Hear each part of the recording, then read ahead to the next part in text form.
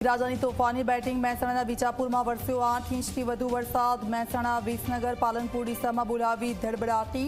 અરવલ્લી, સાબરકાંઠામાં પણ મેઘમહેર।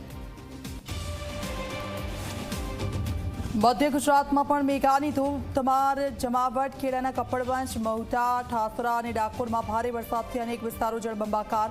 અમદાવાદ, આણંદ, વડોદરા, છોટાઉદેપુરમાં બીજા દિવસે પણ વરસાદી માહોલ। છોટાઉદેપુરના શિહોદ નજીક નેશનલ હાઈવેના બ્રિજ પર ગાબડું પડ્યું। 2.5 કરોડના ખર્ચે બનાવેલા ડાયવર્ઝન પર રોડ થયું ધોવાણ। ગત વર્ષે નેશનલ હાઈવેનો બ્રિજ તૂટતા અપાયું હતું ડાયવર્ઝન। બનાસકાંઠાના પાલનપુરમાં ગોબરી તળાવનો પાળો તૂટ્યો। તળાવનું ગંદુ પાણી ઘૂસ્યું આસપાસના ખેતરોમાં। વડોદરાના ગોરવા મધુનગરમાં થયેલા પથ્થરમારાનો વિડીયો સામે આવ્યો છે। વિડીયોમાં શ્રીજીના આગમન દરમિયાન નાચતા લોકો પર ફેંકાયા હતા પથ્થરો।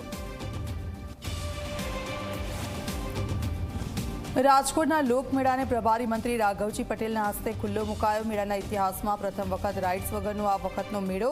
પૂર્વ મુખ્યમંત્રી વિજય રૂપાણી પણ ઉપસ્થિત રહ્યા। સહપ્રાયોજક છે અવનીનો રિસર્ચ